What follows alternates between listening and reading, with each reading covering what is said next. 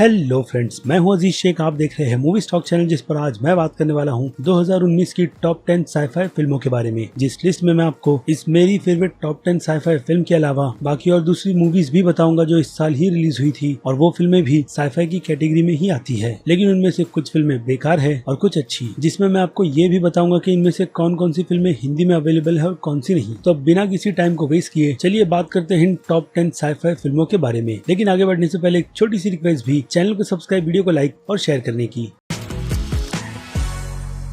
So friends, तो मेरी top 10 की लिस्ट में जिस फिल्म को मैंने 10 पोजीशन पर रखा है उस फिल्म का नाम है MIB इंटरनेशनल। अब बेसिकली ये फिल्म MIB के यूनिवर्स की एक स्पिन ऑफ फिल्म है, जिसकी कहानी का फोकस इस बार भी हमें दो एजेंट्स पर ही दिखाया गया है, जिनमें से एक एजेंट M है और दूसरा एजेंट H। और इनका मिशन ऑब्वियसली पुरानी MIB की फिल्मों की ही तरह बाहर से आए हुए कुछ अननोन शेप शिफ्टिंग एलियन को हमारी दुनिया को तबाह करने से रोकना है। जिसमें ये दोनों सक्सेस होते भी है या नहीं, वही जानने के लिए आपको देखनी होगी फिल्म MIB इंटरनेशनल, जो की एक ठीक ठाक सी sci-fi action adventure comedy film है। और जी हाँ, ये फिल्म हिंदी में भी अवेलेबल है। लेकिन मेरी राय तो इस फिल्म की हिंदी डब को लेकर यही रहेगी कि मेरे हिसाब से आपको इस फिल्म की हिंदी डब को स्किप कर इसके ओरिजिनल इंग्लिश वर्जन को ही देखना चाहिए, क्योंकि सच में फिल्म की हिंदी डब बहुत ही घटिया तरीके से की गई थी, जो मुझे बिल्कुल भी पर्सनली पसंद नहीं आई थी। लेकिन आपके केस में हो सकता है कि आपको इस फिल्म की हिंदी डबिंग ठीक ठाक लगी हो। तो चलिए अब बात करते हैं 9th पोजीशन की, और 9th पोजीशन पर आती है नेटफ्लिक्स की फिल्म सी यू यस्टरडे, जो कि एक टाइम ट्रेवलिंग साईफाई ड्रामा है। जिस फिल्म की कहानी की बात करें तो इस फिल्म की कहानी का फोकस दो टीनेजर्स पर किया गया है, जिनमें से एक क्लॉडिटी है और दूसरा सेबेस्टियन, जिन दोनों ने मिलकर एक टाइम मशीन बनाई है, जिसकी मदद से वो दोनों कैल्विन को बचाना चाहते हैं, जो क्लॉडिटी का भाई है। अब इस मिशन में ये दोनों कामयाब भी हो गया नहीं, वही जानने के लिए आपको देखनी होगी फिल्म सी यू यस्टरडे, जिसे नेटफ्लिक्स पर अनफॉर्चुनेट हिंदी में रिलीज नहीं किया गया। बट फिर भी मेरे हिसाब से आपको इस फिल्म को एक बार तो देखना ही चाहिए, क्योंकि फिल्म का कॉन्सेप्ट अच्छा है और फिल्म आपको बोर बिल्कुल भी नहीं करती।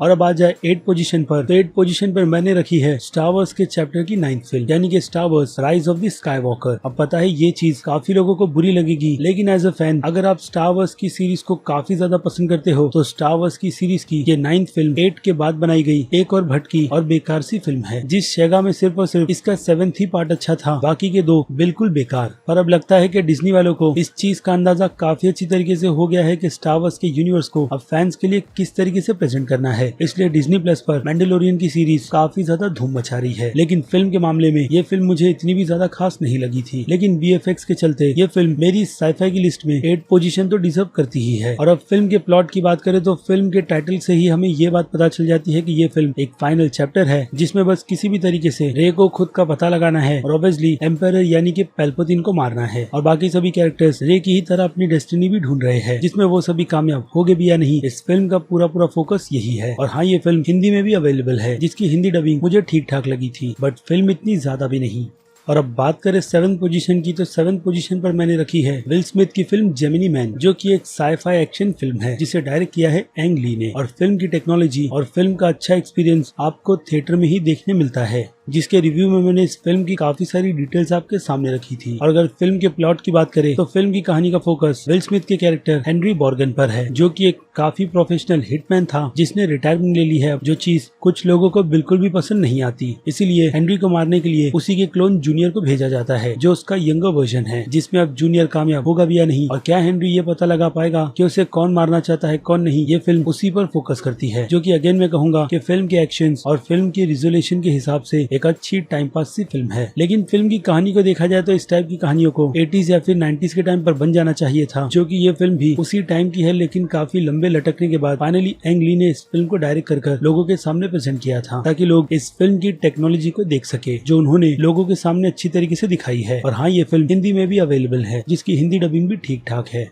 और अब बात करें 6th पोजीशन की, तो 6th पोजीशन पर आती है नेटफ्लिक्स की film in the shadow of the moon, जो कि एक क्राइम मिस्ट्री साईफाई फिल्म है। और इस फिल्म की कहानी पूरी तरीके से फोकस थॉमस नाम के कैरेक्टर पर करती है, जो कि फिलाडेल्फिया का एक कॉप है, जिसने एक मिस्टीरियस सीरियल किलर को पकड़ने की कसम खाई है, जिससे उसका सामना 1988 में हुआ था, और फिर से वो चीज 1996 में रिपीट होती है। लेकिन उस मिस्टीरियस सीरियल किलर की एज में कोई भी फर्क नहीं पड़ता, जो चीज थॉमस को बहुत ही ज्यादा कंफ्यूज कर देती है, जिसके बाद वो चीज थॉमस की लाइफ में आगे और कितनी बार रिपीट होगी और वो मिस्टीरियस सीरियल किलर क्या करना चाहती है, उन सब को जानने के लिए आपको देखनी होगी नेटफ्लिक्स की ये फिल्म, जो कि नेटफ्लिक्स पर हिंदी में भी अवेलेबल है। और हाँ, फिल्म की हिंदी डबिंग भी अच्छी है। और अब आ जाए फिफ्थ पोजीशन पर, तो फिफ्थ पोजीशन पर मैंने रखी है फिल्म कैप्टिव स्टेट्स। जिस फिल्म की अगर कहानी की बात करें तो फिल्म की कहानी का फोकस एक ऐसे फ्यूचर पर है जहाँ पर एलियंस हमारे अर्थ को पूरी तरीके से कंट्रोल करते हैं और जो भी उनके अगेंस्ट जाता है डेफिनेटली उन्हें मौत की ही सजा दी जाती है। लेकिन इन सब के बीच कोई सीक्रेट ग्रुप कुछ अलग ही तरीके की प्लानिंग कर रहा है जिसका पता लगाने की जिम्मेदारी विलियम मॉर्गन को दी जाती है। जिसमें वो सक्सेस होगी भी या नहीं वही जानने के लिए आपको देखनी होगी फिल्म कैप्टिव स्टेट्स। अब इस फिल्म के रिव्यू में मैंने इसकी डिटेल दी है कि फिल्म मुझे किस लेवल में पसंद आई है और किस लेवल में नहीं। और रही बात फिल्म की हिंदी डब की, तो अनफॉर्चुनेट ये फिल्म भी हिंदी में अवेलेबल नहीं है, लेकिन मेरे हिसाब से आपको इस फिल्म को एक बार तो देखना ही चाहिए, जो बस अपने स्टोरी टेलिंग के हिसाब से थोड़ी स्लो सी है।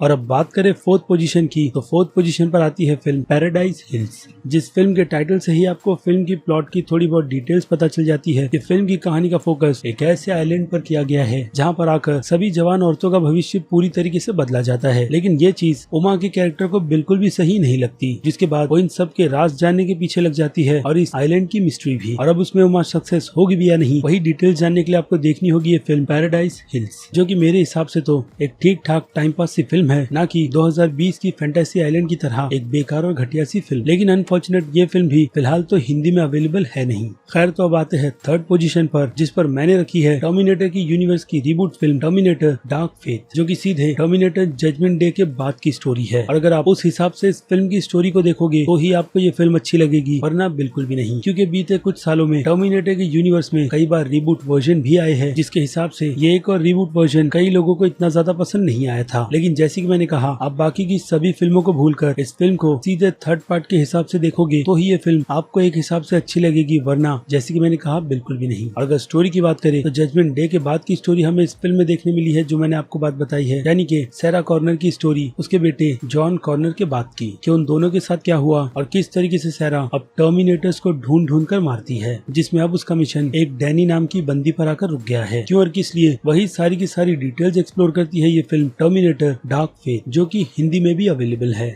और अब बात करें सेकंड पोजीशन की, तो सेकंड पोजीशन पर आती है फिल्म एड एस्ट्रा। और हाँ, ये फिल्म हिंदी में अवेलेबल है, जो कि आपको डेफिनेटली एक बार तो देखनी ही चाहिए। अब पता है इस फिल्म को लेकर जो सबसे बड़ी प्रॉब्लम है वो है इसकी स्टोरी टेलिंग, जो काफी लोगों को बहुत ही ज्यादा सुस्त लगी थी। मैं उस बात से एग्री करता हूँ, लेकिन जिस तरीके से फिल्म के डायरेक्शन को हमारे सामने प्रेजेंट किया गया था, वो भी स्पेस के, वो बहुत ही ज्यादा अच्छा है, लिटरली बहुत ही ज्यादा, जिसे जानने के लिए तो आपको एक बार इस फिल्म को देखना ही चाहिए। और अगर फिल्म की कहानी की बात करें तो ये कहानी फोकस करती है ब्रैड पिट के कैरेक्टर रॉय मैकब्रिड पर, जिसे मिशन दिया जाता है उसके पिता किल फॉरवर्ड मैकब्रिड को ढूंढने का, जिनका सिग्नल 30 साल बाद आया है। और अब रॉय को यही पता लगाना है कि क्या उसके पिता सच में इतने सालों तक जिंदा भी है या नहीं। इसके अलावा फिल्म का जो स्ट्रॉन्ग मैसेज है वो भी बहुत ज्यादा अच्छा है कि इंसानों के लिए लाइफ में सबसे ज्यादा इम्पोर्टेंट चीज एक्चुअल में क्या होती है। और अब फर्स्ट पोजीशन की बात करने से पहले बात कर लेते हैं इसी साल की कुछ और साइफाई फिल्मों के बारे में। जैसे कि इस साल अगर घटिया फिल्मों की साइफाई की बात करें तो वो नाम है लूसी इन द स्काई, रेप्लिकेस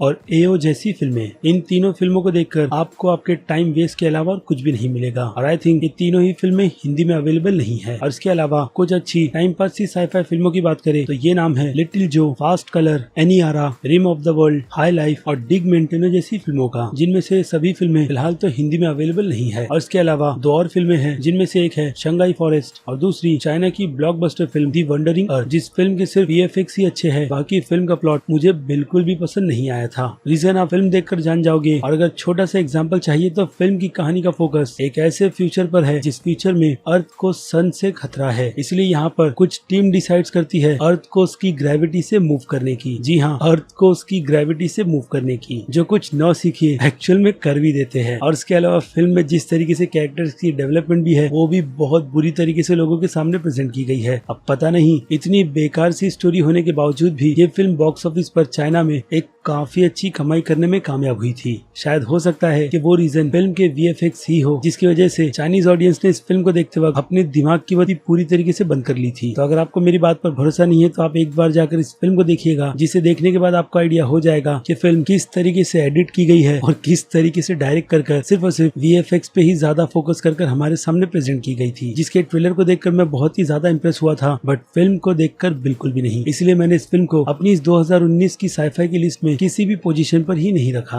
और अब बात करें फर्स्ट पोजीशन की, तो फर्स्ट पोजीशन पर मैंने रखी है नेटफ्लिक्स की film I am the mother, जो अनफॉर्चुनेट नेटफ्लिक्स पर हिंदी में अवेलेबल नहीं है। लेकिन फिल्म का साईफाई और थ्रिल बहुत ही ज्यादा अच्छा है, और हाँ, फिल्म के हिडन मीनिंग भी, जिन्हें मैंने अपने channel movie stock movie explain पर काफी अच्छी तरीके से एक्सप्लेन करने की कोशिश की है, ताकि आपको ये फिल्म इन डिटेल्स की वजह से और भी काफी ज्यादा अच्छी लगे, जो कि ऑब्वियसली ये फिल्म है ही। और अगर फिल्म की कहानी की बात करें, तो फिल्म की कहानी का फोकस ह्यूमैनिटी को बचाने का है, जिसकी जिम्मेदारी एक काफी एडवांस रोबोट को दी जाती है, जिसे वो बच्ची मदर बुलाती है और वो उसे अर्थ की सारी डिटेल्स देती है। लेकिन इसी बीच एक स्ट्रेंजर भी वहाँ पर आ जाती है, जिसके बाद उस टीनेजर लड़की के साथ क्या होता है और क्या नहीं, वही जानने के लिए आपको देखनी होगी फिल्म आई एम मदर, जो कि मेरी तरफ से तो एक मस्ट वॉच फिल्म है। वेल, तो ये थी सारी की सारी टॉप 10 की लिस्ट 2019 की साईफाई की फिल्मों की, जो पर्सनली मुझे पसंद आई है, और मैंने उसी हिसाब से इन फिल्मों को अपनी टॉप 10 की लिस्ट में रखा है। जिन फिल्मों को लेकर अब आपकी क्या राय है, उस बारे में मुझे कमेंट कर जरूर बताइएगा कि आपने इनमें से कितनी फिल्में देखी है और कौन कौन सी फिल्में आपको ज्यादा पसंद है और कौन सी नहीं। और हाँ, आपके हिसाब से ये टॉप 10 की फिल्में किस पोजीशन पर आनी चाहिए, उस बारे में भी कमेंट कर जरूर बताइएगा। और इसके अलावा अगर आपको मेरी ये मेहनत जरा सी भी पसंद आई है, तो मेरे इस वीडियो को तो लाइक करना बिल्कुल भी मत भूलिएगा, ताकि मुझे मोटिवेशन मिलती रहे इस टाइप के कंटेंट को अपने चैनल पर कंटिन्यू रखने की। तो चलिए अब खत्म करते हैं वीडियो को यहीं पर। मैं हूं अजीज शेख, आप देख रहे थे मूवी स्टॉक चैनल, जिसे अगर आपने अभी तक सब्सक्राइब नहीं किया है तो सब्सक्राइब कर लीजिए, और बगल में बने हुए इस बेल आइकन के साथ साथ नोटिफिकेशन को ऑल पर क्लिक कर दीजिएगा। इससे होगा ये कि मैं अपने चैनल पर जब भी कोई नई वीडियो अपलोड करूंगा, आपको उसकी नोटिफिकेशन सबसे पहले मिलेगी। इसलिए चैनल को सब्सक्राइब, वीडियो को लाइक और शेयर करना तो बिल्कुल भी मत भूलिएगा। और अब मैं मिलता हूँ जल्दी आपसे दूसरी किसी वीडियो में, किसी और फिल्म या फिर किसी और सीरीज के टॉपिक पर बात करते हुए। तब तक के लिए तो आप मेरे चैनल के बाकी दूसरे वीडियोस को एंजॉय कीजिए, और टिल देन